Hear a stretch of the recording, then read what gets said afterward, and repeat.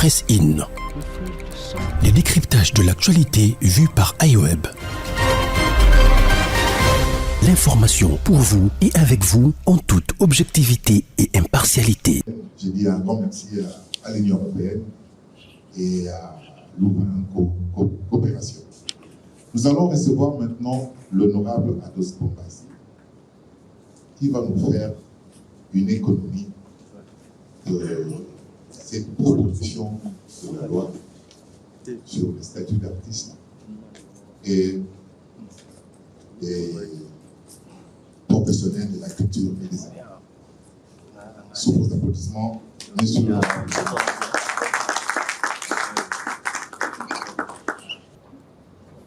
Bonjour à tous. Bonjour. Honorables députés nationaux, mes chers collègues, Excellence Madame la Ministre de la Culture, Arts et Patrimoine, ici représentée, distingués invités, membres de l'assistance, Mesdames et Messieurs, tout protocole respecté. Je m'en voudrais si j'abordais le vif de mon allocution sans remercier toutes les personnes qui ont donné de leur temps, de leur énergie, de leur expertise pour que la présente conférence soit rendue possible. Je pense particulièrement à M. Hugues-Serge Dimbali pour son expertise avérée, à M. Paul Lepec pour son accompagnement indéfectible, à M. Théophile Nganzi pour sa précieuse contribution, à Mme Yolande Elébé et M. Blaise Boula pour leur infaillible participation. Mes remerciements s'adressent également à celles et ceux qui ont contribué de quelque manière que soit à la réalisation de cette initiative. La présente proposition de loi portant statut de l'artiste et de professionnel de la culture et des arts que j'ai l'honneur de vous présenter en ce jour est le fruit d'un travail de longue haleine qui a été amorcé en 2019. En fait, l'idée d'initier une proposition de loi établissant le statut des artistes et des professionnels du secteur culturel m'a été inspirée par la précarité de leurs conditions de travail. Pour avoir été artiste, metteur en scène, opérateur et promoteur culturel, je connais bien les difficultés et les défis de ce secteur. C'est aussi la volonté et l'ambition de contribuer à la résolution de ces problèmes qui m'a amené à faire la politique en 2018. Honorables députés, Excellence Madame la Ministre de la Culture et des Arts, ici représentée, distingués membres de l'assistance, Mesdames et Messieurs, tout protocole respecté. Dans cette perspective, j'ai participé à Brazzaville, en compagnie de Madame Yolande Elébé, sur invitation de Monsieur Hugues-Serge Dimbali, aux travaux préparatoires de l'adoption de la loi numéro 89/2022 portant création d'un cadre juridique pour l'artiste et les professionnels de la culture et des arts du Congo voisin. Les débats houleux que mes collègues députés nationaux d'en face avaient soulevés au cours de la plénière m'avaient beaucoup inspiré et motivé à entreprendre la même chose dans notre pays. Puis, j'ai associé les leaders de certaines disciplines culturelles afin de prendre en compte les problèmes de chaque branche. Ceci dit, cette proposition de loi porte en quelque sorte l'estampille de plusieurs leaders du secteur culturel. Par conséquent, elle doit être considérée comme une œuvre collective de tous les artistes et de tous les professionnels du monde culturel. Conçue pour servir une cause d'intérêt général, la présente proposition de loi se veut apolitique et exempte de toute récupération politicienne. Il ne s'agit pas d'une question de clivage politique, encore moins de la victoire d'un camp politique sur un autre. Dans sa vision de diversification de l'économie, l'État congolais doit maintenant intégrer ce secteur qui de plus en plus génère une forte création d'emplois directs et indirects et contribue dans plusieurs pays à plus de 3% du PIB. La question du statut de l'artiste et des professionnels de culture devient un élément constant parmi les préoccupations majeures de la vie nationale. Comment alors expliquer que que notre pays, qui forme des artistes dans des écoles publiques comme l'INA et l'école des beaux-arts, ne reconnaît pas la profession de ceux-ci au sortir de leur formation académique. En France, le secteur culturel représente 670 000 emplois, 104 milliards d'euros d'après l'inspection générale des affaires culturelles françaises. Il s'agit, à travers de cette proposition de loi, de rendre justice à une catégorie de travailleurs au Congo, jusque-là oubliés par le Code du travail en vigueur. Les travailleurs du secteur culturel et artistique, en mettant en place ce statut social, on les intègre dans le circuit économique et de ce fait à celui du développement du pays, car ils y contribuent fortement. D'où l'impérieuse nécessité d'améliorer les conditions de travail des artistes et des professionnels du secteur culturel de notre pays, de sorte qu'ils soient en mesure de contribuer au développement économique de la République démocratique du Congo, comme en France ou en Belgique. Honorables députés nationaux, Excellence Madame la Ministre de la Culture, Arts et Patrimoine ici représentée, distingués membres de l'assistance, Mesdames et Messieurs, tout protocole respecté. Dans ceux qui précèdent, il convient de relever ici que les œuvres des artistes d'un pays permettent,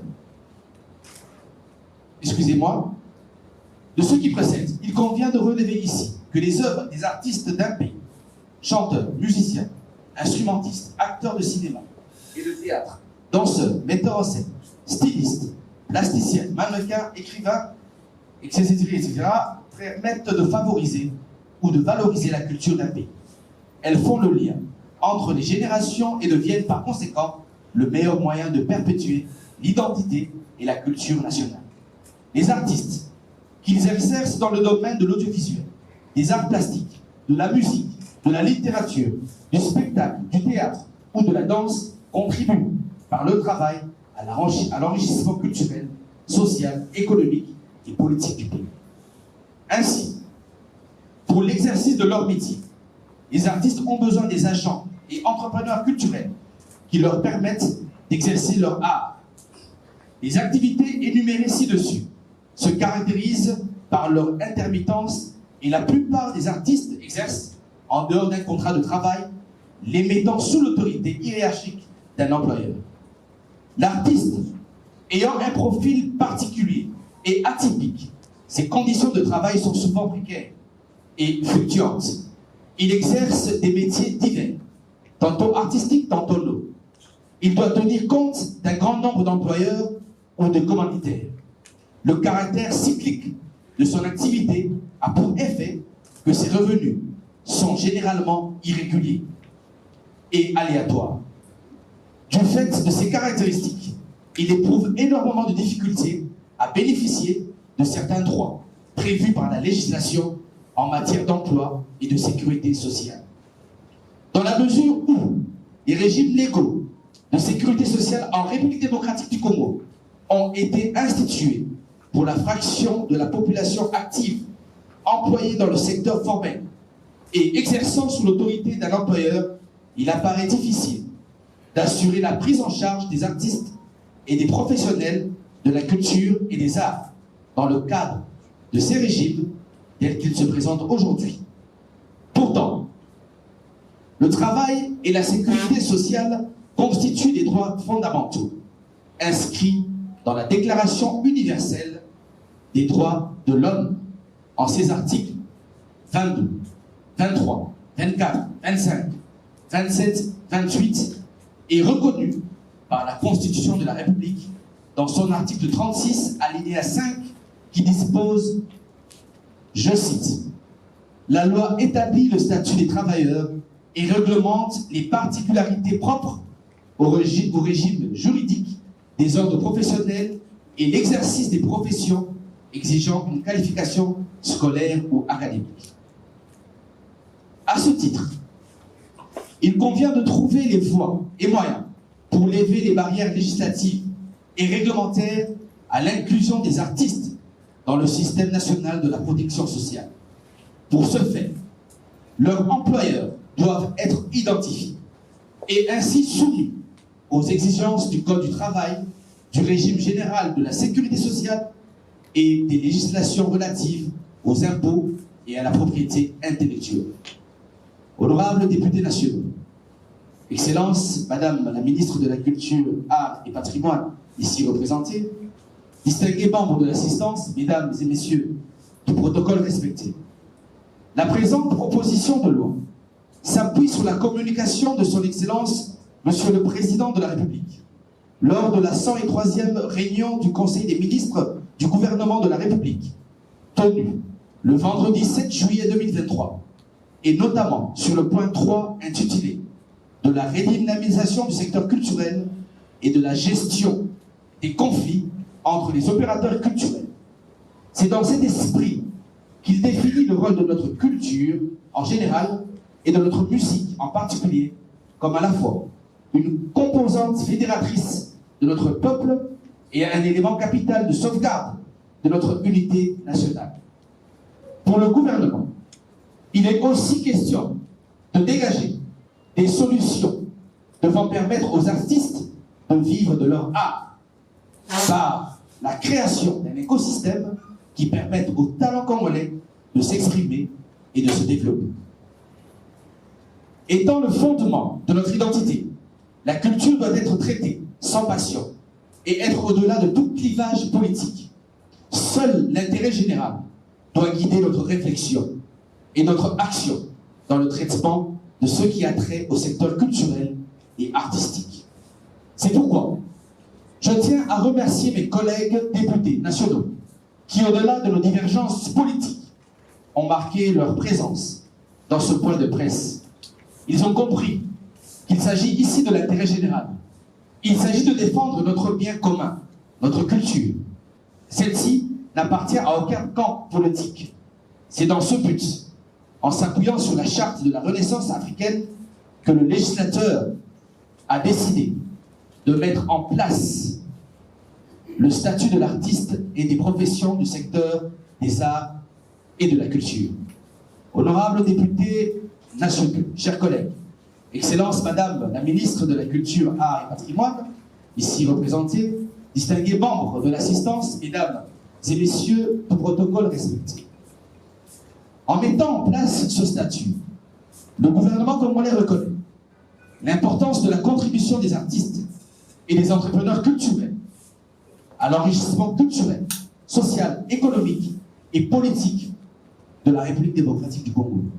L'importance pour la société congolaise d'accorder aux artistes et aux entrepreneurs culturels un statut professionnel qui reflète le rôle de premier plan dans le développement et l'épanouissement de leur vie artistique et culturelle, ainsi que le rapport en ce qui touche la qualité de la vie, le rôle des artistes et des entrepreneurs culturels, notamment d'exprimer l'existence collective des Congolais dans sa diversité, ainsi que leur aspiration individuelle et collective, la créativité artistique comme moteur de développement et de l'épanouissement d'entreprises culturelles dynamiques en République démocratique du Congo. Honorables députés, chers collègues, Madame la ministre de la Culture, Arts et Patrimoine, ici représentée, distingués membres de l'assistance, Mesdames et Messieurs du protocole respecté. Pour cela, il est proposé d'améliorer très significativement les statuts professionnels de l'artiste et de l'entrepreneur culturel, avec le souci de simplifier les textes et les procédures conformément à la recommandation de l'UNESCO sur la condition de l'artiste adoptée en octobre 1980, qui, en son point 5, stipule que les États membres devraient s'efforcer de prendre des mesures utiles pour que les artistes bénéficient des droits conférés à une catégorie comparable de la population active par la législation nationale et internationale en matière d'emploi, de conditions de vie et de travail, et veiller à ce que l'artiste dit indépendant bénéficie dans les limites raisonnables d'une protection en matière de revenus et de sécurité sociale. Ainsi, la présente loi a pour fondement constitutionnel l'article 122.14 de la Constitution du 18 février 2006 telle que modifiée et complétée par la loi numéro 11/002 du 20 janvier 2011 portant révision de certains articles de la Constitution de la République démocratique du Congo. Enfin, elle comporte 8 titres. Titre 1, des dispositions générales. Titre 2, du contrat et de la rémunération. Titre 3, de la protection sociale et des dispositions fiscales. Titre 4, de l'organisation professionnelle.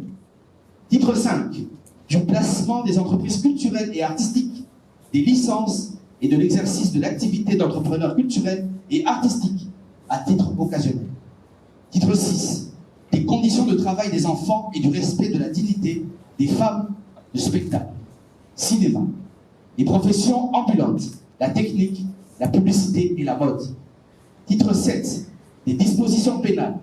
Titre 8, des dispositions finales telles et l'économie de la présente loi. Pour terminer, je demande à tous les artistes et à tous les professionnels de la culture et des arts de soutenir massivement cette proposition de loi et d'en faire large diffusion en vue d'un aboutissement heureux, car il s'agit d'une œuvre collective par laquelle notre métier retrouvera ses lettres de noblesse. Avec le concours de tous et chacun, le secteur culturel revêtira une robe de gloire. J'ai dit, je vous remercie. Presse In. Les décryptages de l'actualité vus par iWeb. L'information pour vous et avec vous en toute objectivité et impartialité.